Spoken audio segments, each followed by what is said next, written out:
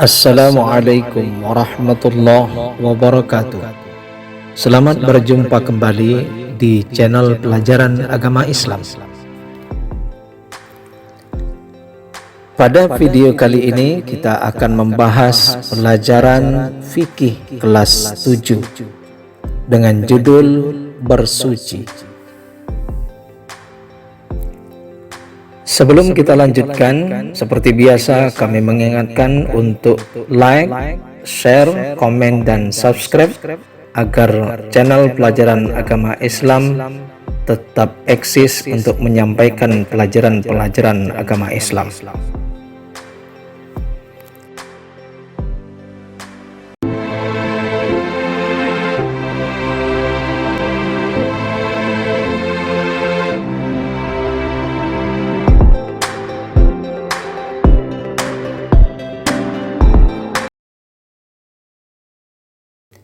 Pengertian bersuci.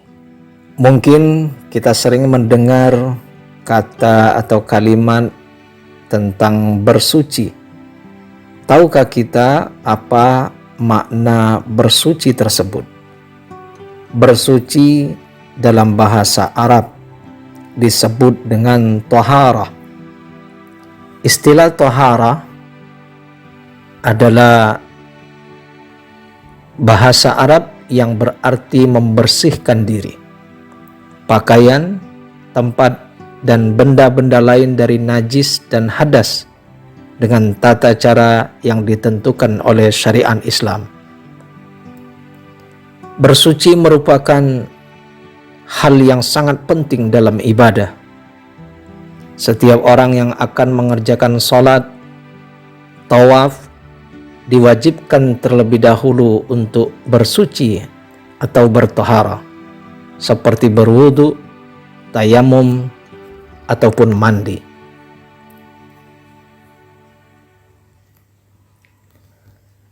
Lantas, apakah ada perbedaan antara bersuci dan membersihkan diri? Bisakah kita membedakan dua istilah ini? Istilah bersuci dan membersihkan diri. Kalau bersuci itu menyertakan niat, sementara membersihkan diri tanpa niat itu boleh. Kemudian unsur yang lain, kalau bersuci bertujuan untuk membersihkan, sementara membersihkan diri juga ada bertujuan untuk membersihkan. Kemudian kalau bersuci, tata cara diatur oleh syariat di Islam melalui ketentuan fikih, sementara membersihkan diri tanpa perlu melihat tata cara yang diatur oleh syariat Islam melalui ketentuan fikih. Kemudian bersuci mengikuti pola hidup sehat, membersihkan diri juga mengikuti pola hidup sehat. Jadi itu perbedaan antara bersuci dan membersihkan diri. Perbedaan terletak pada niat, kemudian tata cara.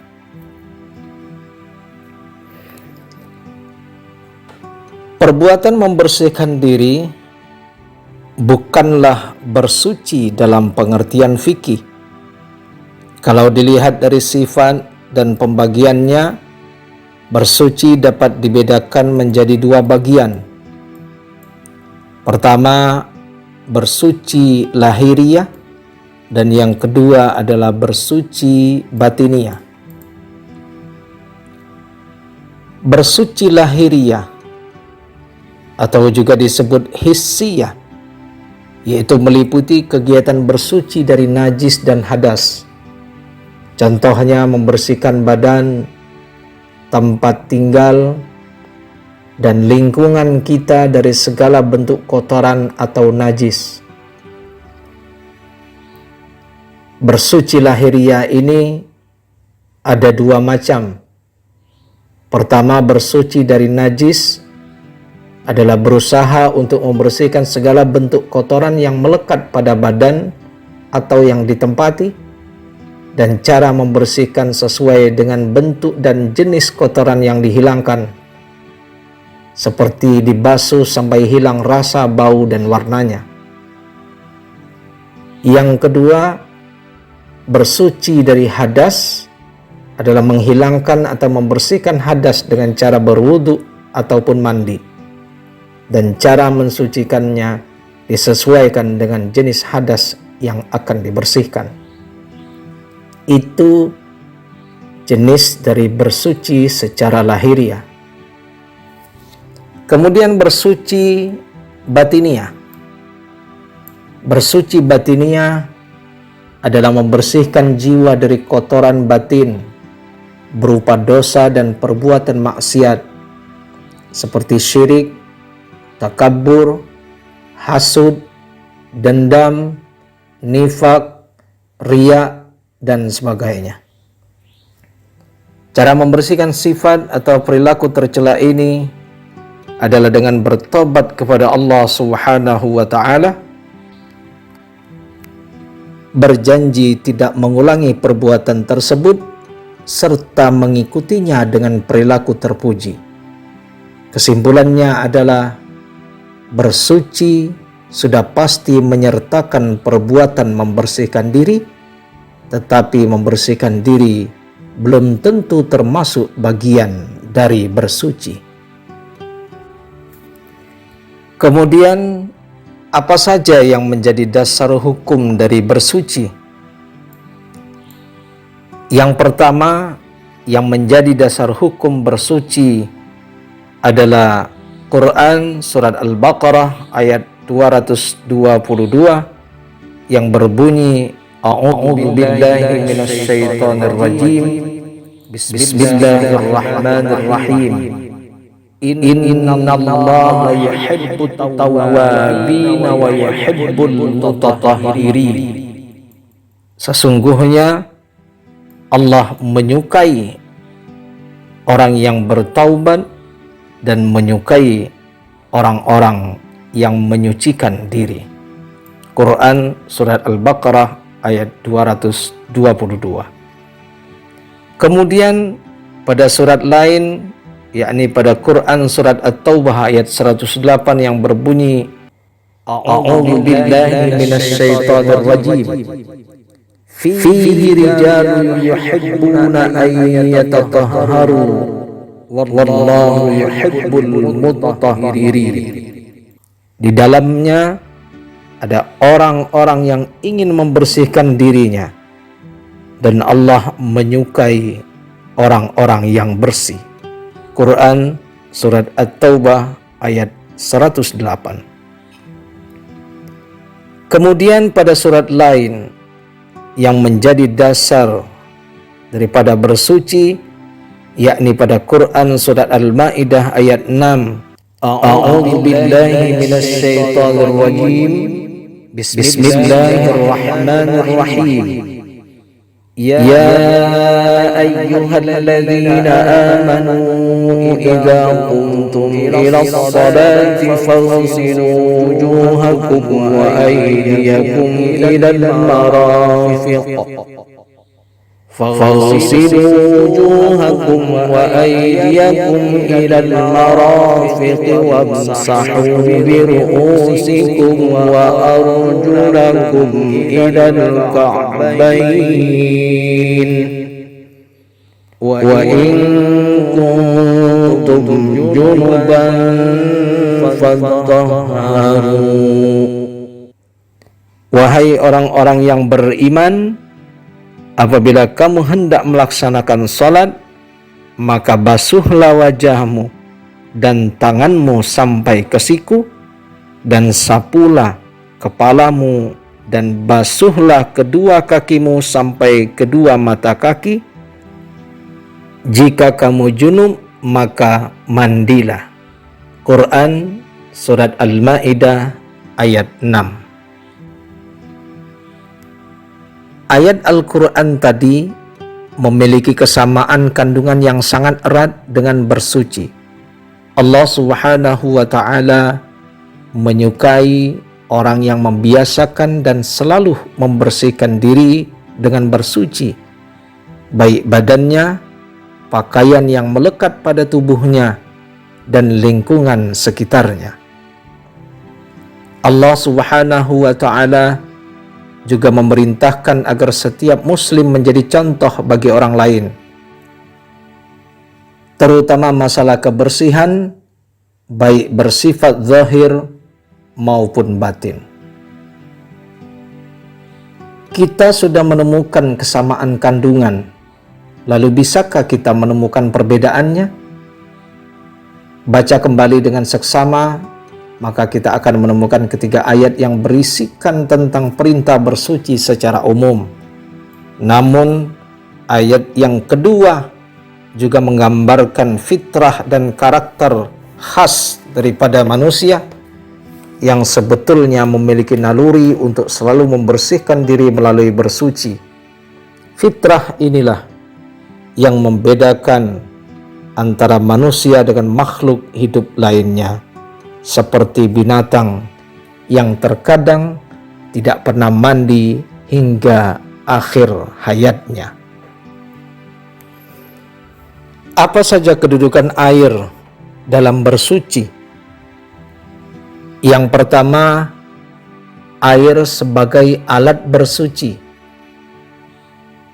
Air terbagi dari beberapa macam untuk bersuci.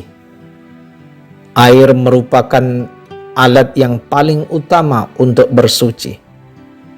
Namun, tidak semua air dapat digunakan sebagai alat bersuci. Untuk mengetahui air yang dapat digunakan bersuci, maka kita harus mengetahui air ditinjau dari pembagiannya dan ditinjau dari segi hukum penggunaannya.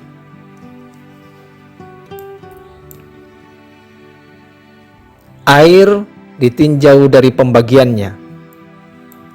Secara garis besar, alat yang dapat digunakan untuk taharah ada dua macam, yaitu air dan benda-benda selain air atau benda padat. Air merupakan alat taharah yang utama. Meskipun demikian, tidak semua air dapat kita gunakan untuk taharah.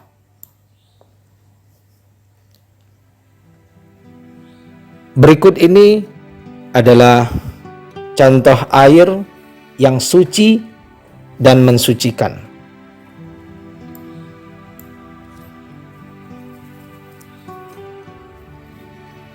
Yang pertama adalah air hujan.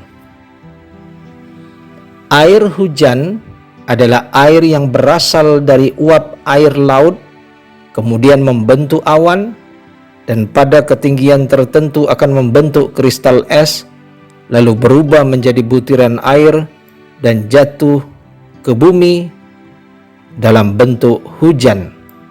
Dalam Al-Quran, Allah Subhanahu wa Ta'ala berfirman, A'udzu billahi minasy syaithanir rajim. Wa yunazzilu 'alaikum minas samaa'i maa'an liyutahhirakum bih. Allah menurunkan air hujan dari langit kepadamu untuk kamu dapat mensucikan diri. Quran Surat Al-Anfal ayat 11.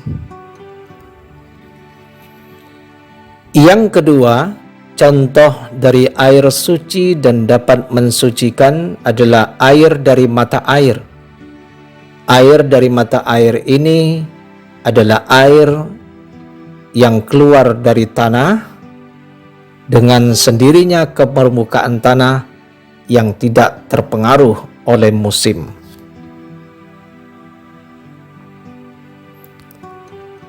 Yang ketiga adalah air laut. Air laut adalah air berada di samudra. Air laut dapat digunakan untuk bersuci.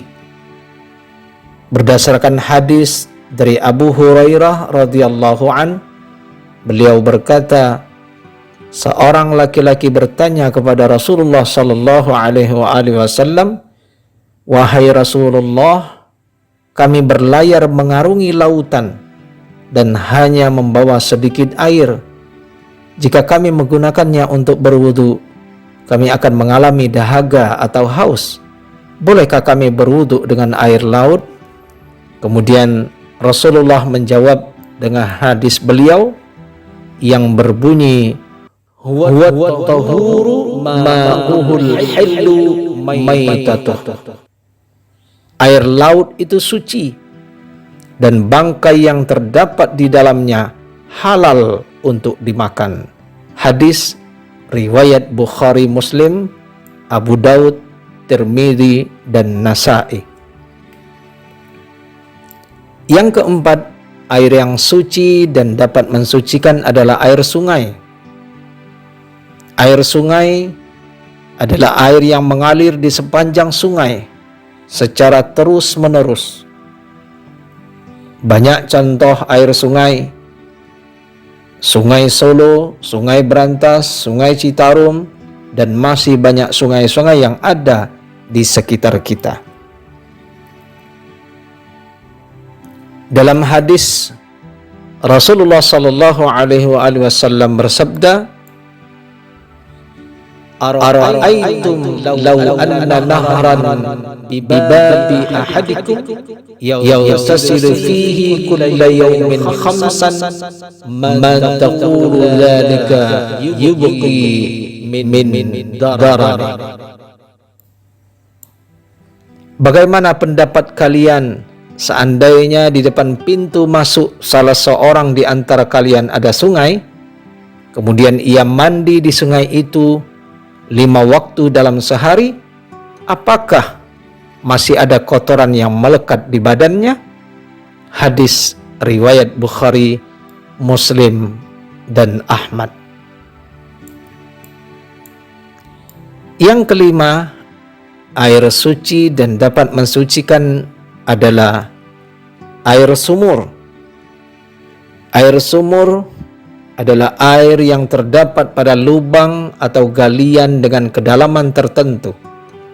Dalam hadis, Rasulullah sallallahu alaihi wasallam bersabda, "Innal ma'a tahurun la yunajjisuhu syai'un." Sesungguhnya air sumur adalah suci, tidak dapat dinajiskan oleh sesuatu apapun. Hadis riwayat Ahmad, Abu Daud, Tirmidzi, dan Nasa'i. Yang keenam, air yang suci dan dapat mensucikan adalah air es atau air salju.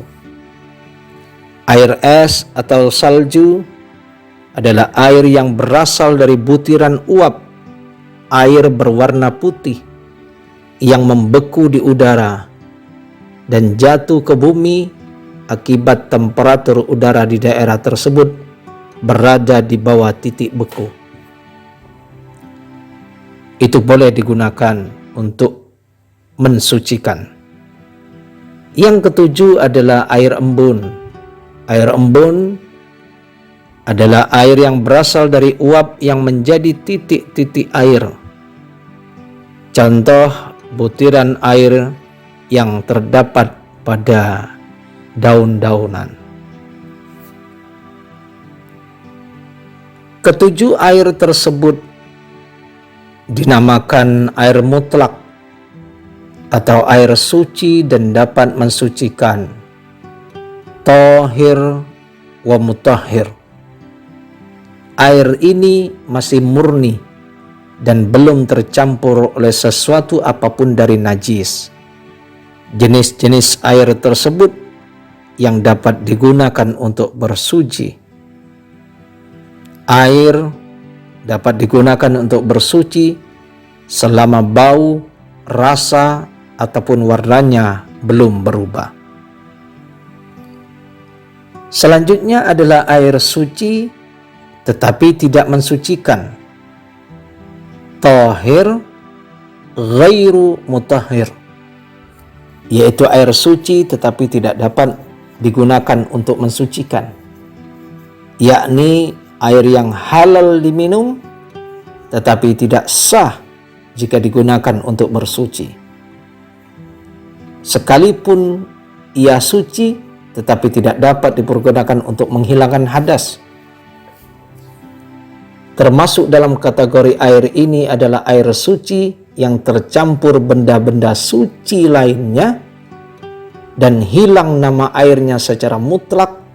Contoh air suci tetapi tidak dapat mensucikan ini antara lain adalah air buah-buahan seperti air kelapa, air jeruk, air nanas, dan lain sebagainya. Air ini suci tetapi tidak bisa untuk digunakan untuk bersuci. Yang kedua, air yang dikeluarkan dari pepohonan seperti pohon nira dan lain sebagainya.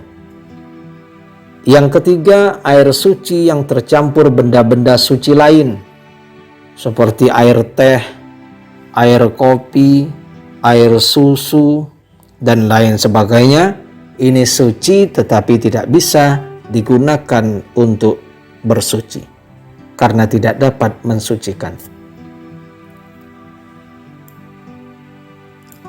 Selanjutnya, jenis air yang ketiga adalah air mutanajis. Air mutanajis yaitu air yang terkena najis.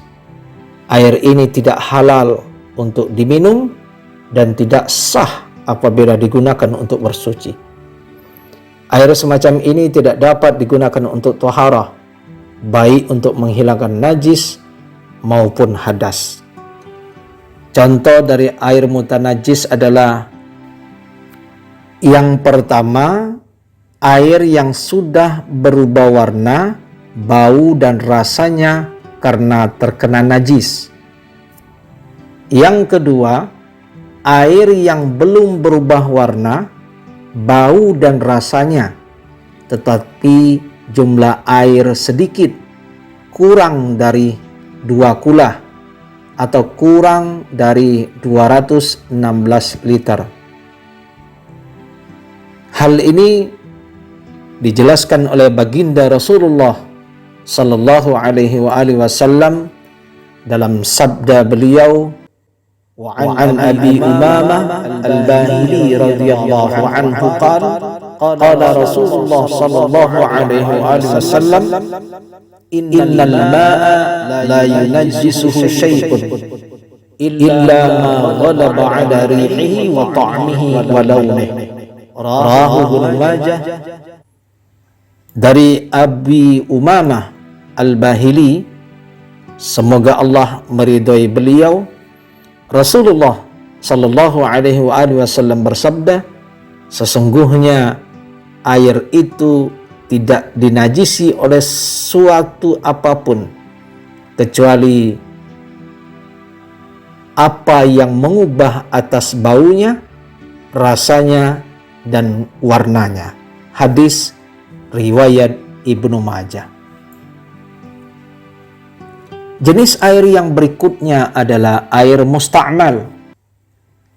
Air musta'mal yaitu air yang sedikit ukurannya atau kurang dari 2 kula dan bekas pakai telah digunakan untuk bersuci walaupun tidak berubah warnanya. Air ini tidak boleh digunakan untuk bersuci karena dikhawatirkan sudah terkena kotoran atau najis yang dapat mengganggu kesehatan. Berikut adalah tabel konversi volume air 2 kula dengan menggunakan berbagai satuan.